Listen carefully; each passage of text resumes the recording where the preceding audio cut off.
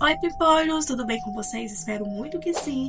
Hoje vamos ter um relato incrível, uma história real, né, segundo a nossa seguidora, que está muito legal. Roda a história. Essa história que vou contar não é minha, mas sim do meu avô. E por mais que pareça algo saído de um filme de terror, eu acredito que seja verdadeira.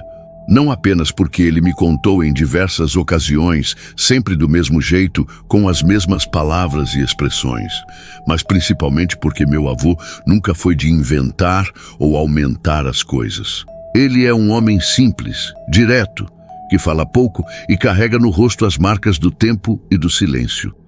Até hoje está vivo, já bem idoso, e mesmo que evite tocar nesse assunto, sempre que pergunto, ele me responde sem rodeios, como se os acontecimentos ainda estivessem frescos na memória dele, e talvez estejam.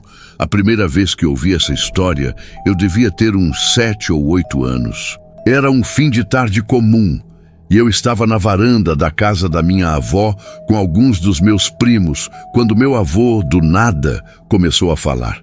Ele estava sentado em sua cadeira de madeira, a mesma que ele usa até hoje, com o chapéu cobrindo parte do rosto e a mão segurando uma xícara de café preto recém-passado. Sua voz era baixa, pausada, como quem tenta lembrar de algo que gostaria de esquecer. E o que ele nos contou naquela noite? Bom, até hoje me arrepia só de lembrar. Meu avô, que na história vamos chamar de Seu Anselmo, trabalhou em muitas coisas ao longo da vida. Mas uma das experiências mais marcantes foi como vigia noturno numa fazenda bem afastada da cidade. O lugar ficava cercado por mato por todos os lados. Um cenário de silêncio e escuridão, onde a única iluminação vinha da lua e das lanternas precárias que os trabalhadores carregavam. A fazenda era grande, produtiva, com muitas plantações e criação de gado. O dono, segundo ele, era um homem muito rígido, daqueles que exigiam disciplina e não toleravam falhas. Por isso, sempre mandava que a ronda fosse feita em dupla, principalmente à noite. Na época, o parceiro de ronda do meu avô era um sujeito chamado Valdemar, um nome que ele fazia questão de repetir com certa amargura na voz. Valdemar, segundo meu avô, era um homem de gênio difícil. Gostava de se impor, de se sentir superior, e não hesitava em usar a força para isso. Era daqueles que confundem respeito com medo e autoridade com agressividade. Meu avô, sendo um homem pacato, evitava conflito, mas não podia deixar de se sentir incomodado com a forma como Valdemar tratava as pessoas. E um dia, isso culminou em uma tragédia que jamais poderia ser desfeita. Numa das muitas noites em que faziam a ronda juntos, algo aconteceu que mudou tudo. Segundo meu avô, era a época de colheita, e as mangueiras da fazenda estavam carregadas de frutas maduras. As árvores formavam um corredor natural em uma parte mais afastada da propriedade, quase na divisa com a mata fechada. Era comum, nessa época, crianças da comunidade vizinha pularem a cerca e entrarem sorrateiramente na fazenda para pegar algumas mangas. Eram crianças pobres, muitas vezes descalças, com roupas rasgadas, filhos de famílias que mal tinham o que comer. A situação delas era conhecida por todos, inclusive por meu avô. Naquela noite específica, enquanto ele e Valdemar caminhavam pela plantação, meu avô viu de longe algumas pequenas silhuetas se movendo entre as árvores. Eram 3 ou 4 crianças, pelo que conseguiu contar. Elas se abaixavam, corriam, riam baixinho, mas não por travessura. Era uma alegria inocente, desesperada. Pegavam as mangas caídas no chão, outras escalavam os galhos mais baixos. O som era quase imperceptível, mas trazia uma certa ternura, até mesmo para um vigia. "Deixa eles", meu avô murmurou para Valdemar, mantendo a lanterna baixa. "É só para comer, estão com fome." Mas Valdemar, como sempre, não pensava assim. Os olhos dele se acenderam com uma raiva irracional. Ele apertou os punhos, cerrou os dentes e avançou com passos pesados em direção às crianças, gritando palavrões, mandando pararem. As crianças entraram em pânico e começaram a correr. Mas uma delas, um menino magrelo, de cerca de 9 ou 10 anos, escorregou ao tentar pular uma raiz e caiu no chão. Foi nesse momento que tudo saiu do controle.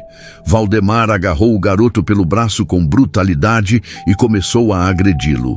Primeiro com gritos e empurrões, depois com o cinto que tirou da própria calça. Bateu com tanta força que meu avô, assustado, correu até lá gritando para que parasse. Mas quando chegou, já era tarde. O menino estava caído, com o rosto virado para o lado, os olhos semicerrados, o corpo inerte. Havia sangue em seus lábios e sujeira em suas mãos, ainda apertando o resto de uma manga. Meu avô se ajoelhou, tocou o menino. Tentou ouvir algum sinal de vida, mas não havia mais nada ali. Ele havia morrido. Morrido espancado por um motivo tão banal quanto pegar uma fruta. O choque foi imediato. Mas em vez de chamar a polícia ou prestar contas, Valdemar entrou em desespero. E o fazendeiro, ao ser acordado e informado do ocorrido, fez pior ainda. Ordenou que tudo fosse encoberto, que ninguém ficasse sabendo. Mandou 2 peões de confiança enterrarem o corpo do menino perto da mata, em uma cova rasa, sem caixão, sem oração, sem nome. Meu avô conta que chorou em silêncio naquela noite, com um nó na garganta que nunca mais passou. Mas o horror de verdade ainda estava por vir.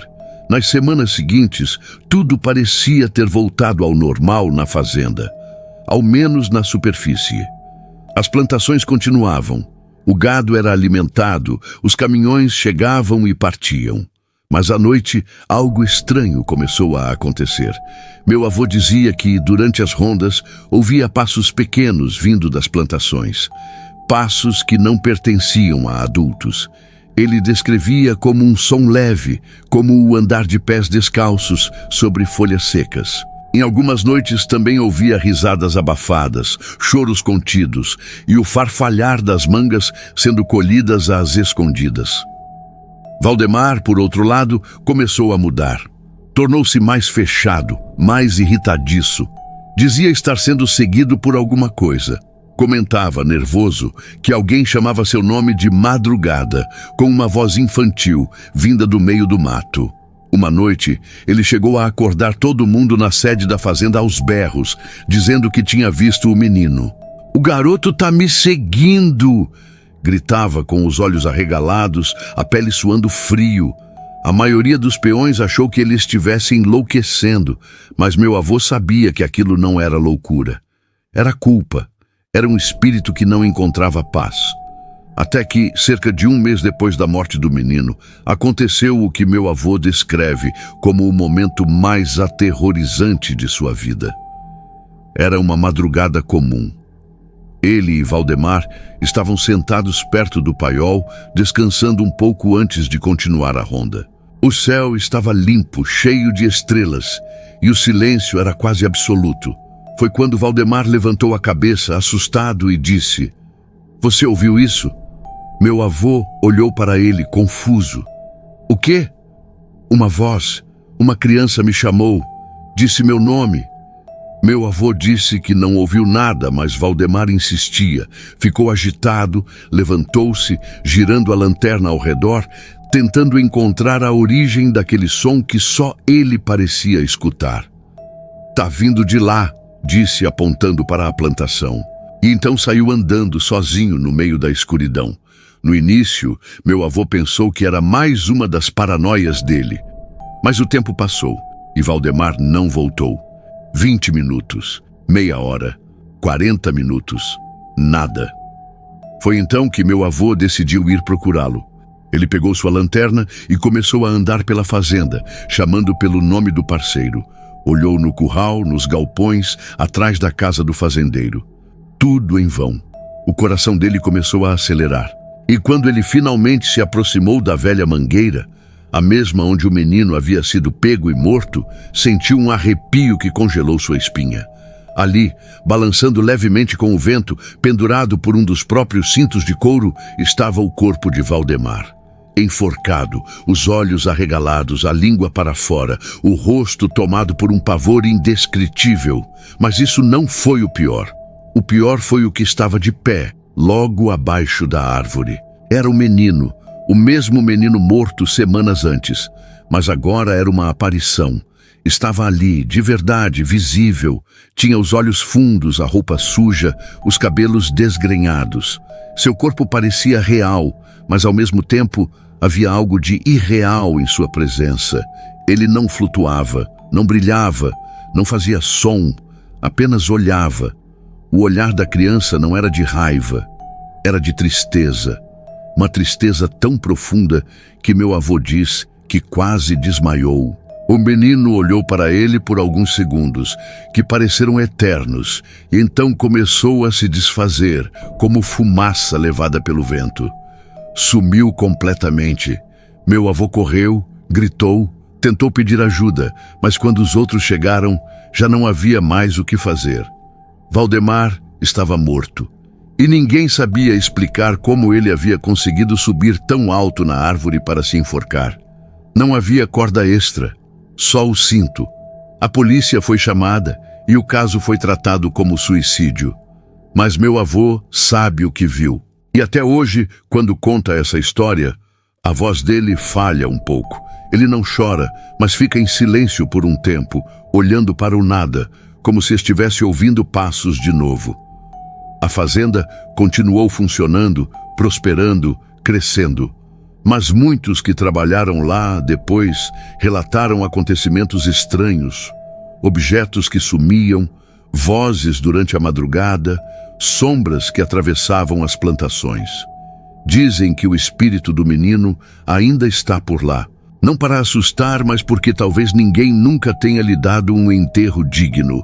Ninguém rezou por ele, ninguém disse seu nome, e meu avô, sempre que relembra, finaliza dizendo: "Eu não tive coragem de fazer nada naquela noite, e essa covardia foi o meu castigo."